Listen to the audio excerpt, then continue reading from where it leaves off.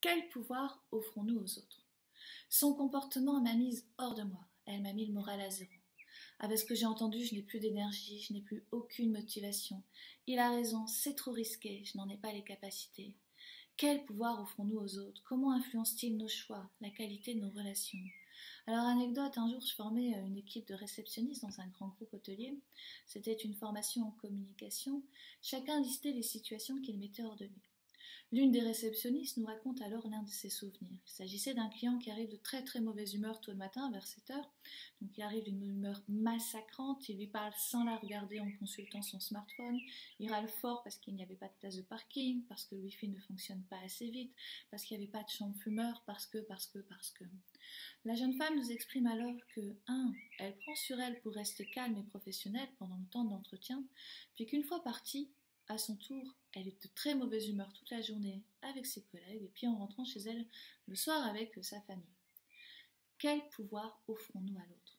Alors cette situation, nous l'avons tous vécue, hein. Un enfant qui tempête nous amène à tempêter. L'absence de bonjour d'un collègue nous irrite, nous inquiète. L'agacement, la colère d'un partenaire peut nous blesser. Les confidences d'un ami qui ne va pas bien vont nous peiner. Ce que nous entendons aux informations peut nous angoisser ou nous irriter. Ça marche aussi pour les sourires, hein. Un grand sourire, ça va souvent amener un autre sourire. Quand on arrive dans un environnement qui est joyeux, léger, détendu, ou quand on échange avec quelqu'un de calme et en paix, même si on est très inquiet, triste ou en colère, on va s'imprégner de la légèreté de l'endroit ou de la personne, et la contrariété va diminuer. La plupart du temps, nous fonctionnons comme des éponges. Nous jouons à l'éponge sans même le décider, sans même le savoir. Nous allons absorber les émotions de l'autre comme si elles étaient les nôtres. Les émotions de l'autre, elles vont alors, dans certaines situations, diriger nos vies. Si je poursuis cette histoire d'éponge, à qui sert l'éponge? Est-ce que notre client du départ, il va être soulagé parce que nous avons absorbé sa colère et propagé autour de nous? Est-ce que la succession de tempêtes ou de batailles avec un enfant vont nous promettre, cette succession, elle va nous promettre un calme apaisant et serein, ou est-ce que ça va annoncer de nouvelles tempêtes? Il y a une petite vidéo sur les répétitions déjà. Est-ce que les questionnements, les films ou les ruminations que nous allons créer dans nos têtes sur le comportement de l'autre vont améliorer la relation? Est-ce que mes angoisses sur l'état du monde, elles vont guérir le monde? Est-ce que mon sourire peut dédramatiser une situation? Eh bien, nous ne sommes pas obligés de nous laisser absorber, entraîner, parfois même ravagés par les tempêtes de celui ou de celle que nous croisons.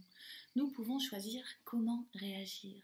Et c'est un grand défi de ne pas être l'éponge des émotions de l'autre, hein, d'être responsable de ses émotions, d'être libre de plonger ou de se protéger.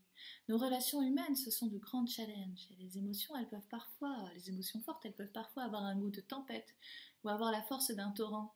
Le courant d'une rivière, et parfois le courant il est si faible, si peu perceptible, qu'il peut m'entraîner sans même que je m'en aperçoive. Alors pour être vigilante à diriger ma barque, à être responsable de mes émotions, ce qui est un sacré jeu, peut-être l'histoire, le jeu d'une vie, je peux me demander régulièrement, qu'est-ce que je ressens? Alors pour savoir ce que je ressens, il y a un petit jeu de cartes sur les émotions et sur les besoins qui est en lien sous la vidéo. Ces cartes, elles sont extraites de mon livre Tisser des liens. Est-ce que cette émotion, deuxième question, est-ce que cette émotion c'est la mienne ou est-ce que je suis en train d'absorber celle de l'autre? Et si j'absorbe l'émotion de l'autre, est-ce que je la renvoie à l'extérieur de moi, sur mes proches, c'est-à-dire que je vais râler, je vais chercher la bagarre, ou diffuser des messages qui ferment le cœur, qui inquiètent, ou au contraire, est-ce que je vais partager du rire, de la tendresse et de la joie?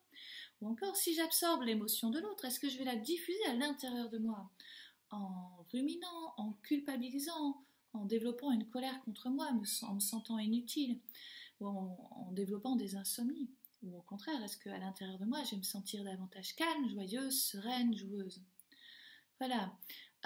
Donc, pour conclure sur le pouvoir que je laisse à l'autre et pour recommencer à diriger sa barque, à conduire sa vie, 3 questions. Quel pouvoir je donne à l'autre?